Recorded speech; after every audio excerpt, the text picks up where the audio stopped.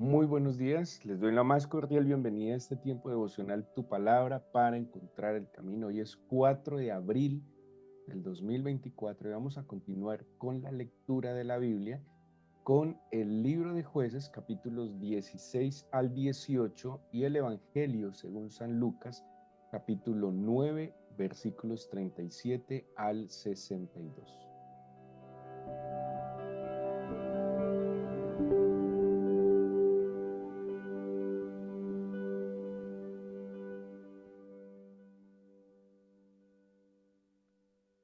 Por el libro de Jueces, como lo hemos mencionado en otras oportunidades, em, muestra una, una situación que va a experimentar el pueblo de Israel, que podríamos decir en términos generales que no solo se da en la época de los jueces, es una situación repetitiva, pero que también lastimosamente en muchos creyentes, en muchos cristianos, también se experimenta esta situación. Algunos comentaristas han llamado las circunstancias en las que vive el pueblo de Israel en la época de los jueces como el ciclo del pecado. ¿Y en qué consistía el ciclo del pecado? El pueblo de Israel le daba la espalda al Señor. em, Como consecuencia de darle la espalda al Señor, venía ya fuera que algunos enemigos se levantaran en contra de ellos, venía una decadencia en la sociedad. Ante la decadencia, la dificultad, la necesidad, el pueblo se arrepentía, volvía al Señor, pedía perdón, el Señor los perdonaba y la manera como el Señor manifestaba ese perdón era que eh, levantaba, llamaba a un juez. Este juez no era que cumpliera esa función judicial de nuestro presente, era más bien un caudillo, un líder, un servidor, un libertador en algunos escenarios. Este caudillo, este servidor los liberaba, llevaba al pueblo a una condición favorable y lastimosamente al pueblo como que se le olvidaba de nuevo, le volvía a dar la espalda al Señor, volvía a pecar y se daba esta situación. Por lo menos en 7 oportunidades, 7, 8 oportunidades, en el libro de los jueces aparece eh, este llamado ciclo del pecado, este comportamiento en el pueblo de Israel. El punto es que eh, este libro nos muestra un poco la decadencia espiritual, social, moral en la que estaba el pueblo de Israel y la lectura que nos trae hoy en el versículo 17 y 18, sobre todo, pues muestra tal decadencia que habla de un sacerdote que estaba cumpliendo su función como un negocio, era asalariado. Nos muestra la idolatría de un hombre llamado Micaía, un hombre que eh, crea un ídolo, forma un ídolo, robándole a su madre, crea un ídolo y luego contrata los servicios de un sacerdote y este sacerdote inescrupuloso, sabiendo que era un ídolo, pues pero como le ofrecen un salario, le ofrecieron eh, techo, alimento, se vende y pues va a fungir como sacerdote privado y personal de este hombre Micaía. Así era la decadencia espiritual y moral que había en Israel. Luego en el capítulo 19 será nuestra lectura de mañana, vamos a llegar a otro caso lamentable, un caso eh, moralmente cuestionable en el pueblo de Israel, pero lo que tenemos que mirar es, recordemos que la Biblia nos cuenta o contiene varias cosas. Uno, la Biblia contiene mandamientos del Señor, la Biblia contiene, como lo menciona la misma escritura, estatutos, preceptos, instrucciones, y hay que entender cuáles son, pero la Biblia también nos cuenta relatos de personajes, las luchas de los personajes que están allí. Dentro de estas luchas que nos cuenta la Biblia, a veces nos va a mostrar personajes pues que que por fe pudieron llegar a enderezar sus caminos, que pudieron llegar a vivir una vida agradable delante del Señor, pero también nos muestra el pecado. La Biblia nos muestra el pecado, nos muestra las consecuencias del pecado. Y por eso la Biblia hay que leerla sin duda alguna con dirección. Cuando nosotros desconocemos la escritura, hay que leerla con dirección. Eh, Hay que aprender a comunicarse con el Espíritu del Señor para entender la Biblia. Por eso, valga la aclaración, no todo el contenido de la Biblia es palabra de Dios, sino que el contenido de la Biblia, o sea, la Biblia contiene palabra del Señor, pero también contiene relatos, algunos históricos, biográficos que nos están mostrando las luchas, ¿sí?, que personas como nosotros están librando por alcanzar el propósito del Señor para sus vidas. Por eso, cuando vea el libro de Jueces, no solo estos capítulos de hoy, sino en términos generales el libro de Jueces, va a haber cosas, de hecho, desde la ética y desde la moral completamente cuestionables, y pues eso no quiere decir que sean aprobadas por el Señor. Por eso, a la hora de leer la escritura, el libro de Nehemías, en el capítulo 9, versículo 9, aconseja que hay que prestarle atención, hay que poner sentido, hay que ponerle lógica a lo que se está leyendo y mucha atención para evitar alguna mala interpretación o tergiversación de lo que en verdad el escrito nos quiere decir. ¿Eh? Eh, la Biblia, al ser un libro tan antiguo, tiene que ser leído con mucha atención porque estamos hablando de un contexto mínimo 2000 años atrás y nosotros no podemos pretender comprender la Biblia y darle una sana interpretación mirándola desde el contexto actual, ¿sí? Entonces, es un libro fascinante, es el libro, así se puede decir, simplemente es el libro, y pues en esa oportunidad que nosotros tenemos hoy de poder acceder a ella, pues hay que hacerlo con todo el sentido, con toda la atención, con un esfuerzo intelectual sin duda alguna, pero también espiritual, porque acuérdense y nunca lo olviden, es un libro de fe, es un libro por fe, es un libro para fe, y así se debe abordar la lectura de la Biblia, ¿sí? En ella no encontrar respuestas científicas, datos exactos históricos, pero va a encontrar la guía, la dirección, la luz para su camino, porque es para su fe, es una inspiración del Espíritu Santo y allí está lo revolucionario de la Biblia. Tiene escritos que superan los 3000 años, pero sin duda alguna tienen efecto para hoy, para su vida hoy. Aún, no solo lo que consideramos palabra del Señor, sino aún dentro de estas enseñanzas y experiencias que tuvieron estos hombres y mujeres de la Biblia, algunos de fe, otros no de fe, pero que nos muestra el efecto de cada decisión que se toma. La vida, como lo dice la misma escritura, entre otras cosas, lo compara a un camino. La Biblia compara al ser humano con diferentes cosas y a la vida también en otros sentidos. Dentro de ellos, compara la vida a un camino. Y cada uno tiene la oportunidad en la voluntad que el Señor nos concedió en el libre albedrío de tomar la decisión de qué camino emprender. Según la Biblia, solo hay dos caminos. El ser humano seguramente quiere tratar de entender o de interpretar o de creer de que existen muchos caminos en la vida, pero en verdad la vida implica solamente dos caminos. ¿Qué nos dijo el Señor? Está el camino del bien o el del mal.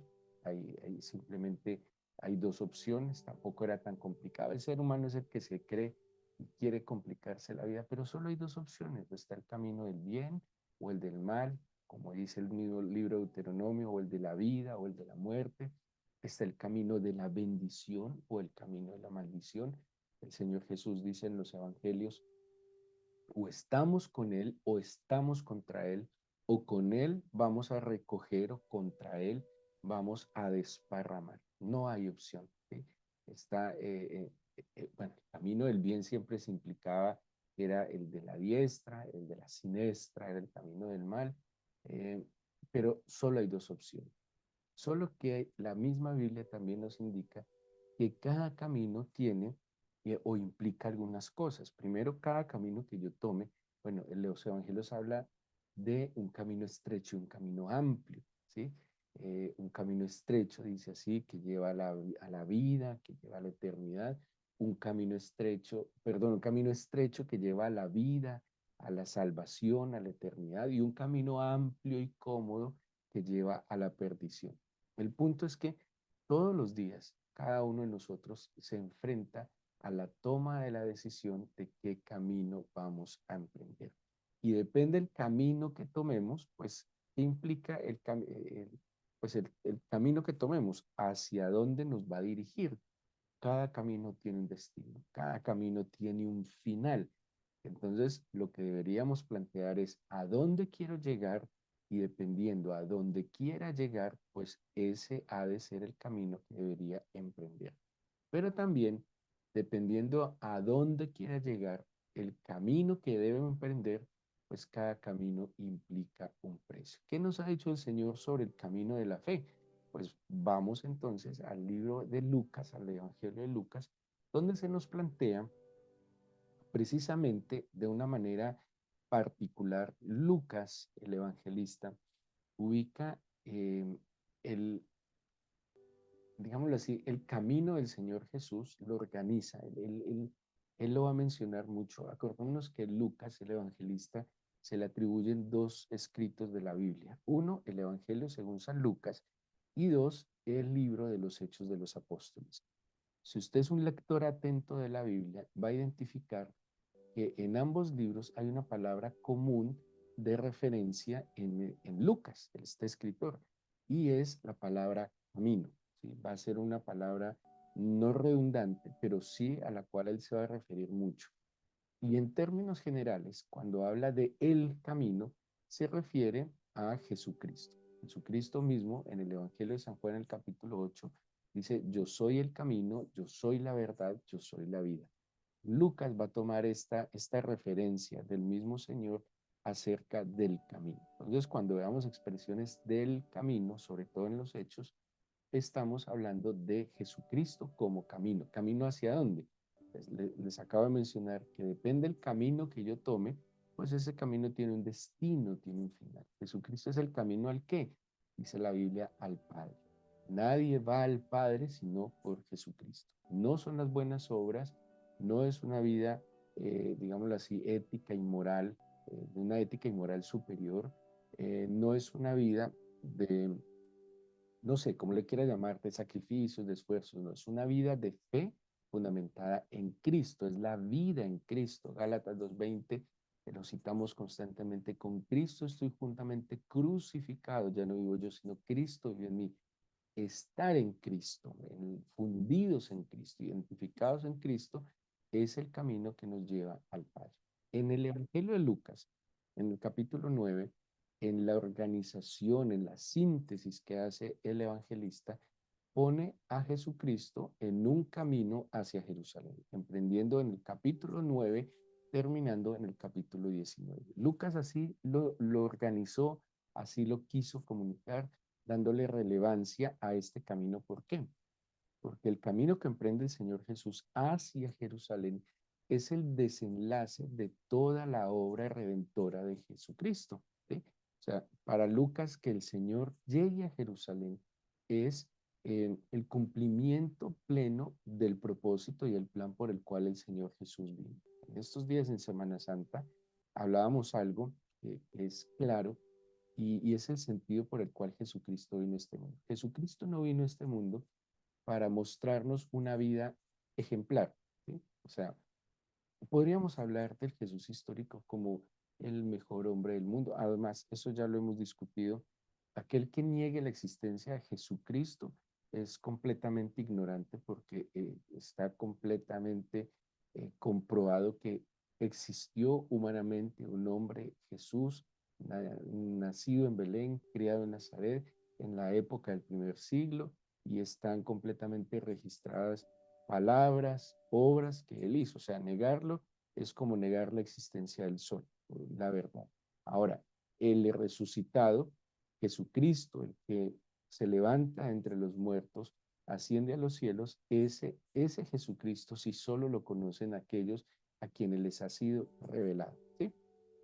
Entonces, la vida del Señor Jesucristo, Él no vino simplemente a mostrar que era un hombre elocuente, un hombre bondadoso, un hombre paciente, humilde, no. No tiene sentido la venida del Señor Jesucristo a este mundo si no hubiese muerto y si no hubiese resucitado. Pablo mismo le dijo a los Corintios, si Cristo no resucitó, vana sería nuestra fe. La fe nuestra no está fundamentada simplemente en el Jesús histórico, en aquel gran hombre, en aquel gran profeta, en aquel gran maestro, sino que nuestra fe está fundamentada en Jesucristo, Hijo de Dios, que vino a este mundo, que de manera milagrosa fue encarnado en la Virgen María, que vivió entre nosotros, amó, sirvió, que fue a la cruz por nuestros pecados, que murió en la cruz por nuestros pecados, que fue sepultado y que al tercer día fue levantado entre los muertos y 40 días después asciende a los cielos. Ese es el sentido de nuestra fe. Así que el Señor Jesús, cuando emprende el camino a Jerusalén, va precisamente a qué? A morir. Y si muere, pues obviamente Él está pagando por nuestros pecados, pero cuando resucita, Él nos está demostrando que triunfa sobre el pecado. Y veamos dos textos de Lucas 9, porque está emprendiendo un camino y en este camino, pues habría algunos que le íbamos a acompañar. El capítulo 9, en el versículo 23, dice, si alguno quiere venir en pos de mí, niéguese a sí mismo, tome su cruz cada día y sígame. Versículo 24, porque todo el que quiera salvar su vida la perderá, y todo el que pierda su vida por causa de mí, éste la salvará. Pues, ¿qué aprovecha el hombre si gana todo el mundo y se destruye o se pierde a sí mismo? Seguir a Jesús. Nosotros estamos aquí, madrugamos, nos levantamos, oramos, vamos a la Escritura, porque tomamos una decisión de seguir al Señor Jesús. Creería que algunos voluntariamente sentimos una necesidad espiritual, experimentamos un vacío, no le encontramos sentido a la vida en este mundo y decidimos alimentarnos del Espíritu del Señor. Otros seguramente fuimos invitados en medio del afán, en medio de la cotidianidad, recibimos, perdón, un llamado, una invitación para seguirle, sea cual sea. Seguir al Señor Jesús, dice acá, implica un precio. Y en este pasaje, acordémonos que Él está preparándose todo para tomar un camino hacia Jerusalén. Y en ese camino hacia Jerusalén va a haber personas que la van a acompañar. Jerusalén implica entonces el desenlace del cumplimiento del propósito del Señor por el cual vino a este mundo. Entonces les está diciendo, si alguno quiere venir en pos de mí, es voluntario, sin duda alguna, yo te puedo invitar, dice el Señor, pero tú verás si aceptas. ¿Qué es lo que quiero decirte? ¿Qué te implica seguir a Jesús? Primero, negarse a sí mismo. Y segundo, tomar tu cruz y seguirlo cada día. Cada día, dice. Cada día. Cada día es la misma decisión. Cada día de que se abren nuestros ojos, desde que nos despertamos, tenemos delante de nosotros tomar la decisión, ¿te sigo o no te sigo? ¿Te busco o no te busco? ¿Te obedezco o no te obedezco? ¿Decido vivir una vida lejos de ti o decido vivir una vida cerca a ti? ¿Y qué implica tomar su cruz? Cada uno de nosotros tiene una lucha que librar, una carga que llevar. Cada uno de nosotros tiene necesidades, anhelos, sueños, pero también experimentamos dificultades. Y dice, tome su cruz y sígame. Bueno, hay otra cantidad de cosas que nos enseña el Evangelio de tomar esta cruz, pero es que cada uno tiene una carga que llevar. Lleve la suya, ¿sí? Acordémonos que Mesías solo hay uno y nosotros no podemos pretender seguir al Señor Jesús con la cruz de otro. Es la cruz de cada uno. ¿Qué podemos hacer por el otro? Orar, darle buen testimonio, enseñarle de lo que nosotros hemos sido enseñados, pero cada uno tome su cruz. Cuando nosotros lleguemos al cielo, primero daremos cuenta por nosotros mismos, por cada uno. A mí no me van a preguntar qué hizo fulano, perano, no, yo. Pero luego el Señor también me va a preguntar, bueno, cuando tú recibiste algo, ¿te lo guardaste para ti solo o fuiste, digámoslo así, sensible a la necesidad de tu prójimo y le compartiste? Yo comparto al Mesías, pero yo no soy el Mesías. Yo trato de, con mi buen testimonio y mis palabras, dar a conocer el que me salvó y me perdonó, pero yo no salvo a nadie y yo no puedo perdonar a nadie. Por eso es mi propia cruz. ¿Qué puedo hacer yo con mi prójimo? Enseñarle lo que yo he aprendido del Señor para llevar mi cruz, para que Él lleve su propia cruz. Es un error y es una falla y eso le ha costado la vida a muchos, pretender llevarle la cruz a otro. Más bien, dele buen ejemplo, instrúyale de lo que usted ha recibido para que él aprenda a llevar su cruz. Pero dice, pues cada uno tome su cruz cada día y sígame. Y luego dice entonces también que se niegue a sí mismo. ¿Por qué? Porque negarnos a nosotros mismos nos da la posibilidad y nos facilita poner nuestros ojos en el Señor. ¿Sí? ¿Qué decía el Señor? Aprendan de mí que soy manso y humilde de corazón. Venid a mí todos los que estéis trabajados y cargados, que yo os haré descansar. Tomad mi yugo sobre vosotros y mi carga que es ligera. Y ahí dice luego, aprended de mí que soy manso y humilde de corazón. Pero luego, más adelante, cuando el Señor emprende el camino a Jerusalén, que lo emprende en el versículo 51, ahí claramente dice, emprende el camino a Jerusalén. En el versículo 57 al 62 aparecen tres personajes. Uno de ellos dice en el versículo 57, van a encontrar de nuevo la palabra camino. Yendo ellos, uno le dijo en el camino, acordémonos que camino, iban hacia Jerusalén. Y él le dijo, Señor, te seguiré donde quiera que vayas. Si ustedes miran, este personaje es un voluntario. ¿Sí? Iban en el camino, se le acercó al Señor y le dijo, te voy a seguir a donde quiera que vayas. Acordémonos que el Señor Jesús, según el relato de Lucas, va a la muerte. ¿Sí? Lo que le espera no es nada fácil, va a la muerte.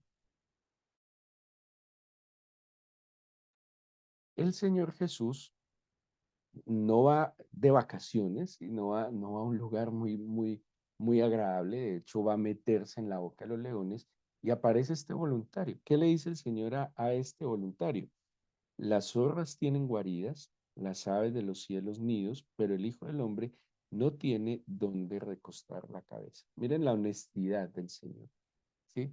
Cualquiera que quisiera ser seguidores y adeptos, posiblemente hasta engañaría y mentiría diciendo, no, esto va a salir muy fácil, que es lo que yo muestro mi desacuerdo en lo que llaman el Evangelio de la Prosperidad.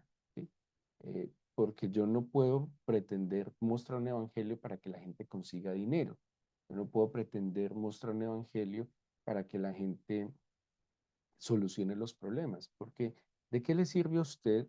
Lo leímos en el capítulo 9, versículo 25. ¿De qué le sirve conseguir dinero en este mundo? No sé, dejar de pelear con su hermano si se va para el infierno. Es que el evangelio no es para pagar deudas, el evangelio no es para solucionar problemas, sino principalmente para la salvación. Ahora, quien recibe perdón de pecados y quien se salva, no solucionará también muchas situaciones en su vida, no perdonará a su prójimo, no pedirá perdón a su prójimo, no tratará de poner su vida en orden, claro que sí, pero la esencia del Evangelio tiene que basarse en la verdad del Señor. ¿Y qué dijo el Señor? Seguirme implica asumir un precio. No es fácil, ¿sí? No le garantiza que siempre va a estar las cosas como usted quiere, pero es el camino de la vida, es el camino de la salvación, es el camino de la verdad. Luego otro, en el versículo 59, es el Señor el que lo invita y le dice, sígueme. Pero el que dijo, déjame que primero vaya y entierre a mi padre. ¿Qué le contestó el Señor? Deja que los muertos entierren a sus muertos y tú ve y anuncia el reino de Dios. Este ya no es voluntario, este es llamado, pero este llamado no entendió el momento. ¿Sí? El llamado no aceptó la invitación porque le puso una excusa al Señor. Eh, Ojo, no es que el papá se hubiera muerto, ¿no? Lo que le está diciendo es que va a esperar a que el papá se muera. Es como el que siempre está dando dilaciones a seguir al Señor. No, estoy muy joven. Cuando sea más anciano. No, es que tengo mucho trabajo cuando me pensione. No, es que tengo muchas deudas cuando pague las deudas. No, es que los niños están muy pequeños cuando crezcan los niños. Mire, el que no entiende el momento de seguir al Señor no lo va a hacer nunca, porque nunca habrán las mejores condiciones para seguir al Señor. La mejor condición y el mejor momento para seguir a Cristo es ahora, en este momento. Eso dice el libro de Hebreos. No digan como los del desierto que murieron. No, hoy es el día. Este es el día en que usted toma la decisión de buscarle, de seguirlo, de entregarle su vida. Si usted dilata, se le va a ir la vida en dilaciones y a veces no va a tener regreso. Hay gente que se sume tanto en sus conflictos y se hunde tanto en ese hueco, la desesperación, porque estaba esperando quién sabe qué para seguir al Señor, y si lo hubiera seguido a tiempo, se hubiera evitado el desastre de vida en la que ha caído. Este entonces dijo, no, no es el tiempo, pero según el Señor, hoy es el día de tomar la decisión de seguirlo.